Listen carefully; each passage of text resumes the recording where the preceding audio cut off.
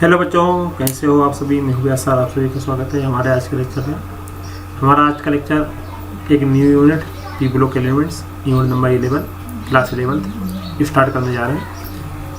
ये as same आपके पास में एक यूनिट है एस ब्लॉक एलिमेंट्स, उसी के जैसे है पी ब्लॉक एलिमेंट्स। जो उसमें था ionisation enthalpy, hydrogen enthalpy, electron की एंथैल्पी, साइज, रेडियस, अट्रैक्शन, ये सारी इसमें बात आने वाली है। Chemical property, chemical reaction.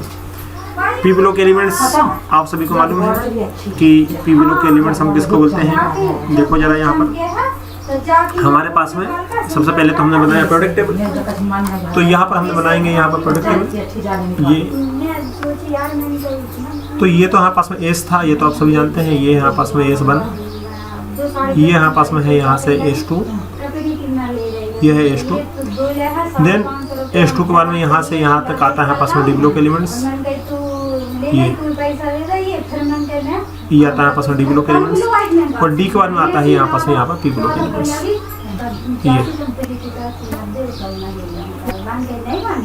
ये पी ब्लॉक एलिमेंट्स। ये जो पी ब्लॉक एलिमेंट्स है यहाँ पर, ये कहाँ चालू होता है। ये हमारे पास में इसमें 6 ग्रुप होते हैं, बताया था ना आपको। इसमें 6 ग्रुप होते हैं।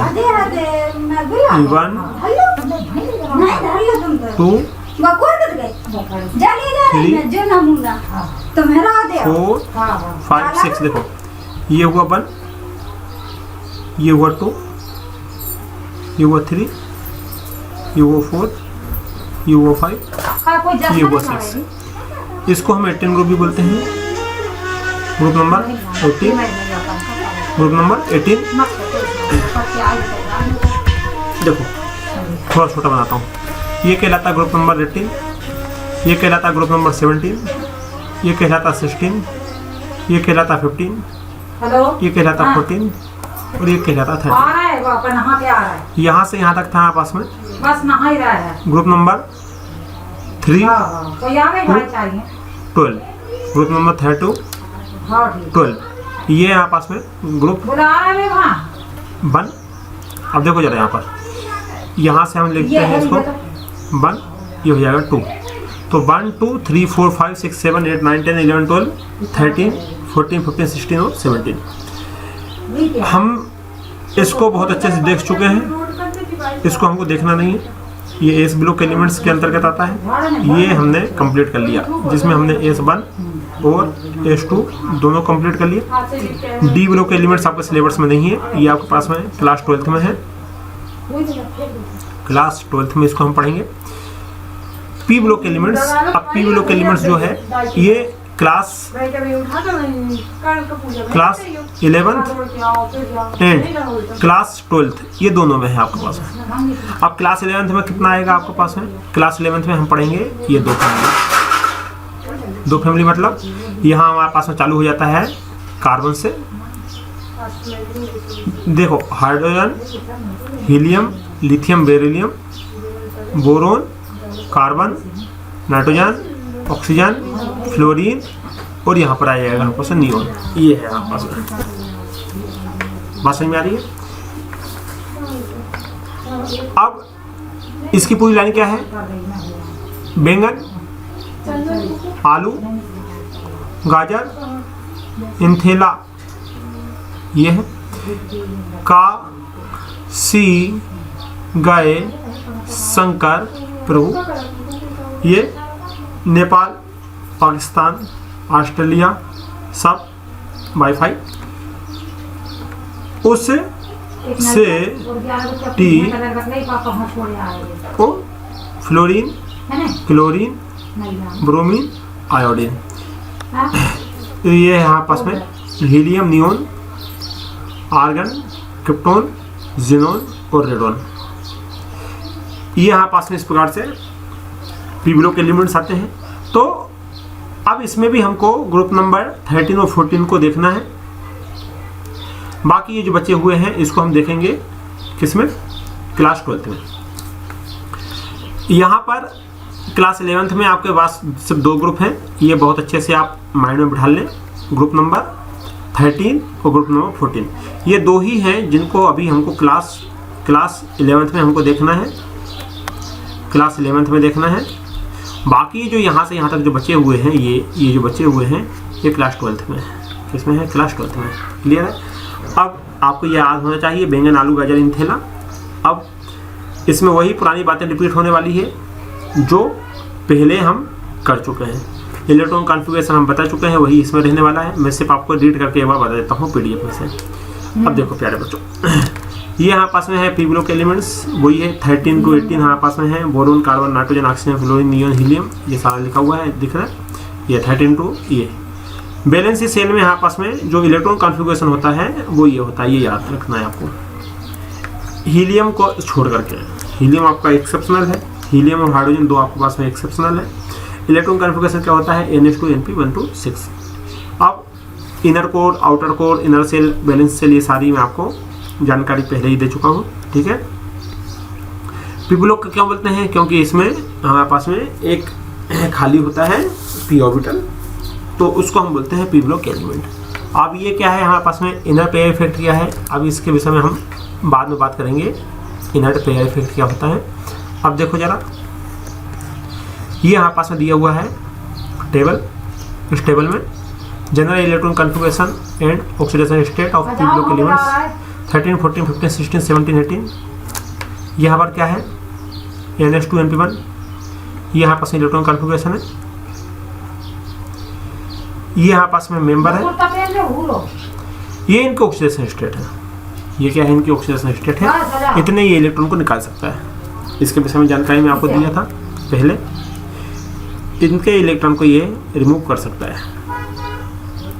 बोरोन का आउटर शेल में 3 इलेक्ट्रॉन ही होते हैं, 3 को ये लूज करेगा, ये 4 को लूज करेगा, 5 को। तो इस प्रकार से oxidation state, group oxidation state है ये। आधा ऑक्सीडेशन स्टेट इसकी +1 होती है, +2 -4 भी होती है, +3 -3 होती है, +4 -2 +2 होती है। तो ये हमारे पास में अदर ऑक्सीडेशन स्टेट हुई इसकी। यहाँ पर ये कंप्लीट होता है। बाकी सारी वही बातें हैं जो हमने आपको पढ़ा चुकी हैं। अब ये पी कॉन्सेप्ट क्या है, इसको हम यूनिट नंबर 4 में पढ़ेंगे। ये पी कॉन्सेप्ट क्या होता है। अब देखो, ये यहाँ पास में है पाई इलेक्ट्रॉन क्या होता है, पाई बॉन्ड क्या होता है, इसको भी हम यूनिट नंबर 4 में पढ़ेंगे। फिर भी मैं आपको बता देता हूँ कि जब कार्बन ऑक्सीजन के बीच में डबल बॉन्ड हम देख रहे हैं तो यहाँ एक सिग्मा बॉन्ड है, एक पाई बॉन्ड है। अब ये सिग्मा क्या होता है, पाई क्या होता है, ये हम यूनिट नंबर 4 में पढ़ेंगे। यहाँ एक सिग्मा बॉन्ड है, एक पाई बॉन्ड है। यहाँ 2 पाई है, एक सिग्मा है। यहाँ 1 पाई, 1 सिग्मा है। सिग्मा एक ही हो सकता है, लेकिन पाई आपके पास में 2 बॉन्ड हो सकते हैं। टोटल 3 से ज़्यादा तो होते ही नहीं है। तो 1 सिग्मा 1 पाई हो सकता है, या 1 सिग्मा 2 पाई हो सकता है। अब आता है यहाँ पर इलेक्ट्रॉन कॉन्फ़िगरेशन। ये सारी वही बातें हैं, इनको हमको कुछ देखना नहीं। अब हमको देखना है यहाँ पर group number 13 elements the boron family. Boron family में यहाँ पास कुछ कंपाउंड्स बनते हैं। वो कंपाउंड कौन का यहाँ पास है, ये देखो यहाँ पर, जैसे आर्थोबोरिक एसिड बोलते हैं H3BO3। ये यहाँ पास में बोरेक्स का फार्मूला होता है। ये हमारे पास में फार्मूले जो हैं इनको आपको याद रखना है। बाकी कुछ इसमें इम्पोर्टेंट नहीं है, आपको कुछ इसमें देखना नहीं है। क्लियर है? ये कोई काम का नहीं है, रीड कर लेना एक बार। इसमें एक्सप्लेन करने वाला कुछ नहीं है, नहीं मेरा, नहीं तो मैं एक्सप्लेन कर देता। अब आता है इलेक्ट्रॉन कॉन्फ़िगरेशन। तो ये भी मैं आपको बता दिया कैसे इलेक्ट्रॉन कॉन्फ़िगरेशन करते हैं। ये होता है electron configuration NH2 NP1। 10 electron हमारे पास में इसमें जा सकते हैं। ठीक है? पी ब्लॉक का हमारे पास में कैपेसिटी होता है 10 इलेक्ट्रॉन का, ये आपका 14 इलेक्ट्रॉन का होता है। तो ये हमारे पास में यहाँ पे इलेक्ट्रॉन कॉन्फ़िगरेशन आप सभी जानते हैं। इसको कैसे करते हैं ये मैं आपको इस ब्लॉक में ही सिखा दिया था। एटॉमिक रेडियस की यदि हम बात करते हैं तो ऊपर से नीचे आते हैं, साइज इंक्रीज होता है, एटॉमिक रेडियस आपका इंक्रीज होने लगता है, ये है। लेकिन यहाँ पर हमारे पास में एक इफेक्ट आता है इनर्ट पेयर इफेक्ट, उससे यहाँ पर हमारे पास में साइज क्या होता है, थोड़ा चेंज जाता है। अब हम यहाँ एटॉमिक रेडियस के विषय में बात कर लेते हैं। यहाँ से हमारे पास में मेन बात आती है एटॉमिक रेडियस। अब ये समझ जाएंगे तो बाकी नीचे की बातें समझ जाएंगे, आयोनाइजेशन एंथैल्पी समझ जाएंगे, इलेक्ट्रॉन नेगेटिविटी समझ जाएंगे, फिजिकल प्रॉपर्टी आई, फिर सारी बात हमारे पास में आ ही जाएगी।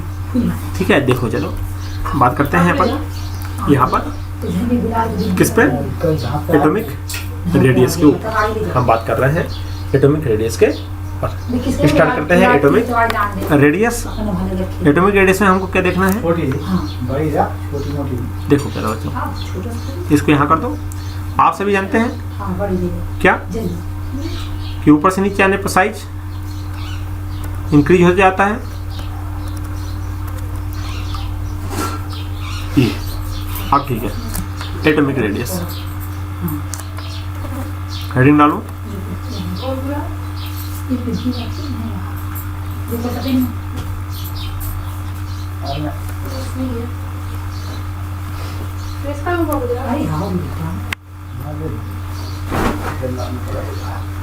हम सभी जानते हैं, अभी तक हमने देखा कि रेडियस में यदि हम बात करें तो पहले साइज को देख लो।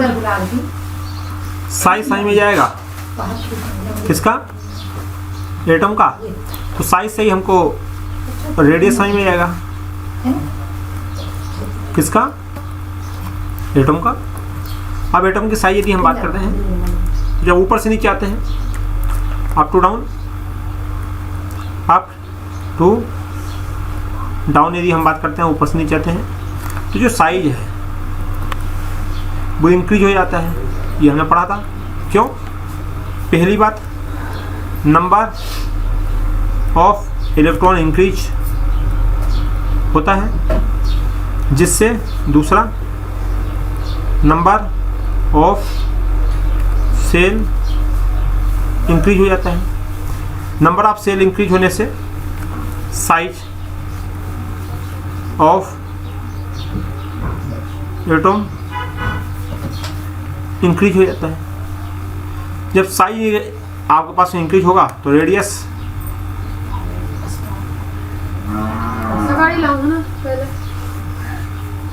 हाँ पास में रेडियस ऑफ एटम इंक्रीज हो जाएगा। ये सारी बातें हमने पढ़ी है कहाँ पर, एस ब्लॉक में। तुम्हारी छोटी भी है, छोटा फूल बना ना।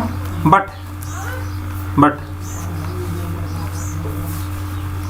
पी ब्लॉक में ऐसा नहीं होता है। पी ब्लॉक में ऐसा नहीं होता है।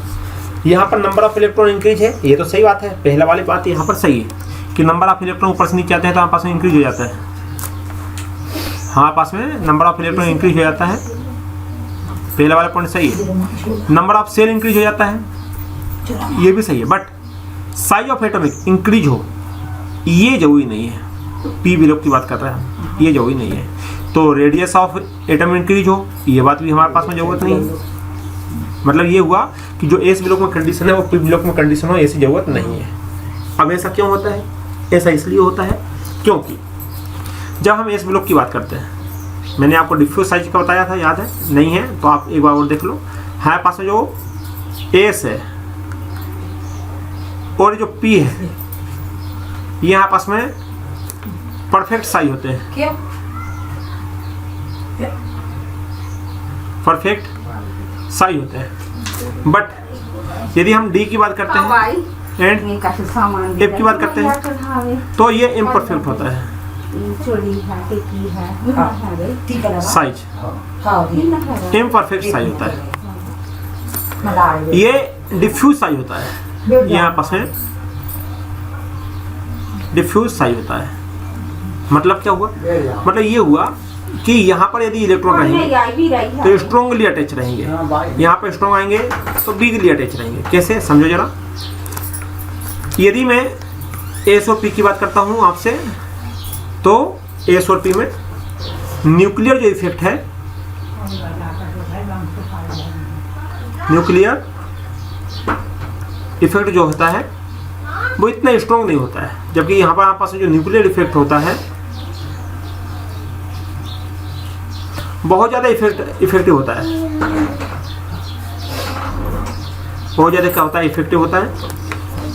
यहाँ पर साइड डिफ्यूज होने के कारण शेप उसका चेंज हो जाता है। किसका शेप चेंज हो जाता है?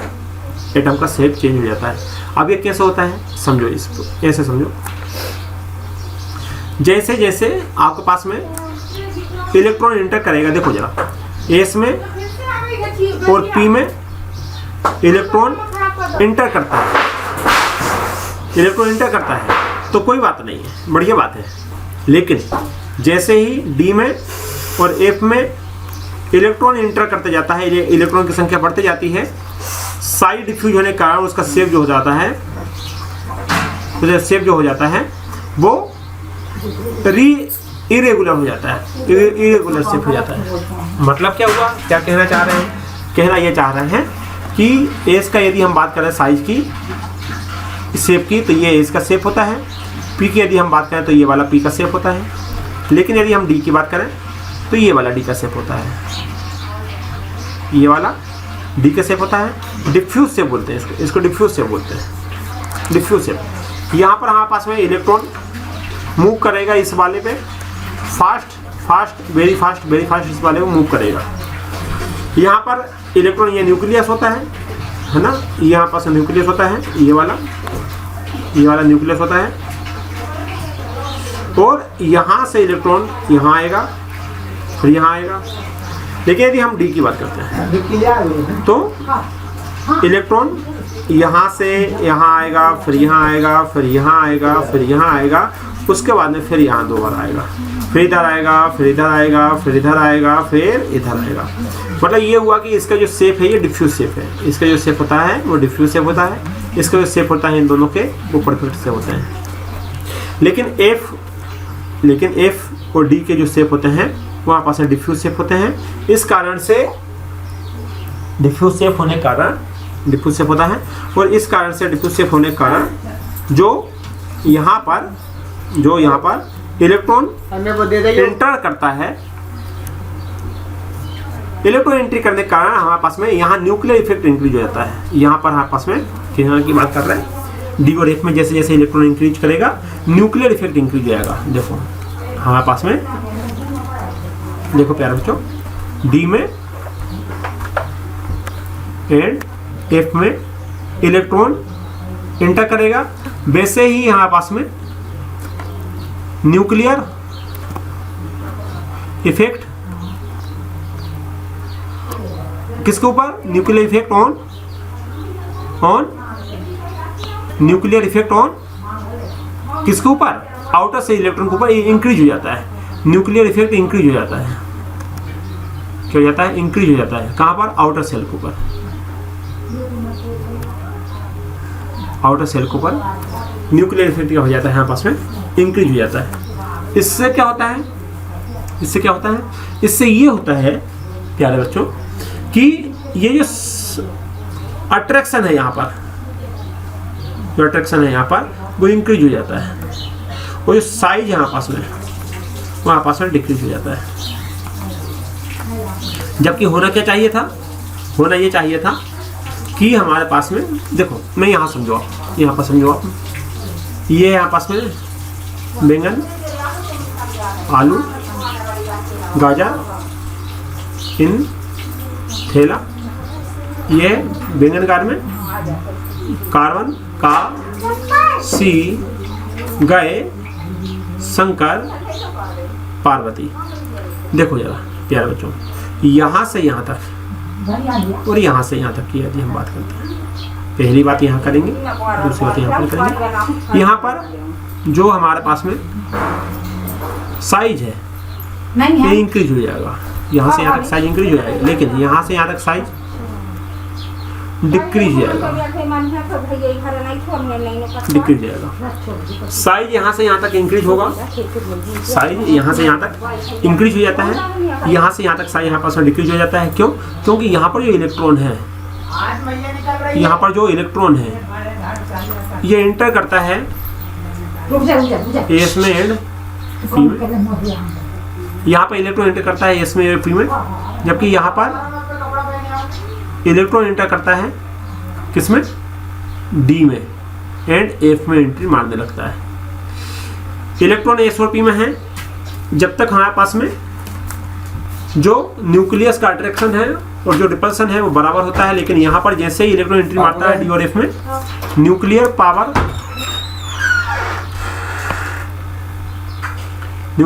ज़्यादा हो जाता है।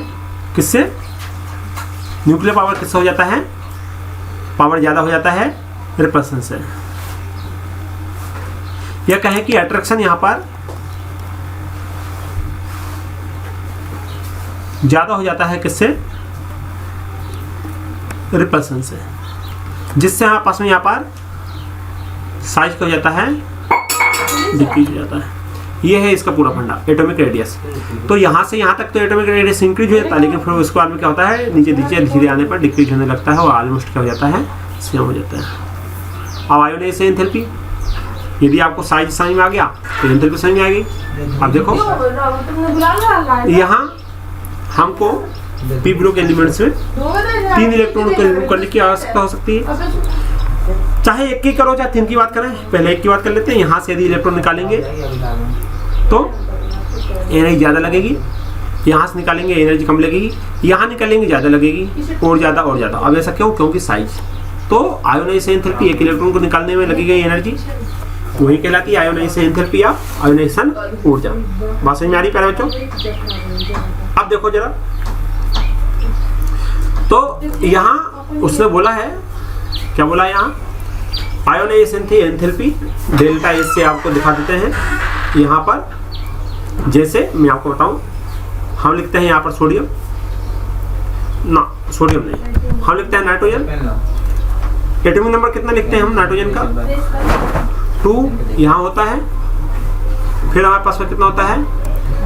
नाइट्रोजन का 5 होता है ना, और हमारे पास एटॉमिक नंबर कितना होता है? 5 होता है। तो हमारे पास में है 2 और 3 है, हमारे पास में आता है इसका 2 और 3 आता है। भाई लिथियम का 3, लिथियम, बोरोन, कार्बन और नाइट्रोजन, एटॉमिक नंबर 5 होता है। 2 और 3, यहाँ से हमको एक इलेक्ट्रॉन निकालना है। समझना प्यारे बच्चों, यहाँ से हमको करना है, एक इलेक्ट्रॉन निकालना है। जब आपने यहाँ से एक इलेक्ट्रॉन निकाला नाइट्रोजन के ऊपर, हमारे पास में,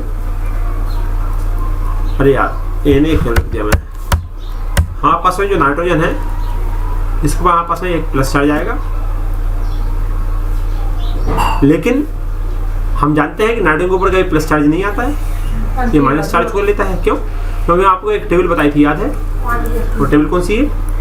वो टेबल है यहाँ पास में, यहाँ हमने लिखा था लिथियम, फिर यहाँ पर boron, carbon, nitrogen, oxygen, fluorine. Lithium का एटॉमिक नंबर कितना है? 3, 4, 5, गड़बड़ हो गया क्या? 6, 7, कुछ तो गड़बड़ है, गड़बड़ हो गया यहाँ पर। लिथियम यहाँ एक गड़बड़ हो गया, इसको इरेज कर देते हैं। चलो दोबारा लिखता हूँ मैं, देखो यार क्या था हमारे पास में? अरे यार हाँ पास में है lithium, beryllium, boron, carbon, nitrogen, oxygen, fluorine और नियोन। एटॉमिक नंबर इसका कितना होता है? 4, 5, 6, 7, 8, 9 और 10। ये एटॉमिक नंबर होता है, एटॉमिक नंबर। लेकिन हम बात करते हैं ऑक्सीडेशन स्टेट की, तो ये हमारे साथ +1 रखता है, ये +2 रखता है, ये +3 रखता है, ये +-4 रखता है, ये -3 रखता है। ये देखो ये क्या रखता है हमारे पास में? -3 रखता है। ये -2 रखता है, ये -1 रखता है और ये 0 होता है। अब -3 क्यों रखी नाइट्रोजन में? नाइट्रोजन -3 क्यों रखता है? नाइट्रोजन -3 इसलिए रखता है क्योंकि ये 3 इलेक्ट्रॉन को एक्सेप्ट करता है। ये माइनस है, ये क्या है? ये यहाँ पास माइनस, ये -3, ये कितना है? -3। 3 इलेक्ट्रॉन को एक्सेप्ट करता है। एक इलेक्ट्रॉन को एक्सेप्ट करेगा तो -1, 2 को करेगा तो -2 और 3 इलेक्ट्रॉन को एक्सेप्ट करता है तो -3। इसके ऊपर क्या आता है? चार्ज आता है। अब हम यहाँ पर बात किसकी कर रहे हैं? Ionisation enthalpy. एक इलेक्ट्रॉन को निकालने में एनर्जी, तो एक इलेक्ट्रॉन की एनर्जी निकालने में जो लगती है उससे ज़्यादा लगती है दूसरे इलेक्ट्रॉन को एनर्जी निकालने में। ये वाली टेबल आपको याद रखना है, ये मैं आपको बताया था ऑक्सीडेशन स्टेट वाली। क्लियर है? बात समझ में आ रही है? अब देखो जरा, अब हम आते हैं यहाँ पर,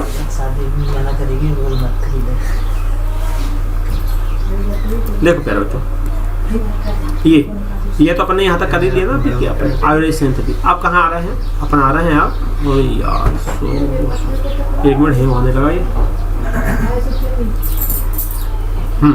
आयोडाइज एंथैल्पी, अब ये तो आपको समझ में आ ही जाएगा। साई यदि समझ में आ गया तो ये आपको समझ में आ जाएगा, ये आ गया होगा। आप बात करते हैं इलेक्ट्रोनेगेटिविटी के ऊपर, तो ये डिपेंड करता है साइज के ऊपर। साइज छोटा इलेक्ट्रोनेगेटिविटी ज़्यादा, साइज बड़ा इलेक्ट्रोनेगेटिविटी कम। तो हम इसको ऐसे लिख सकते हैं, कैसे? इलेक्ट्रोनेगेटिविटी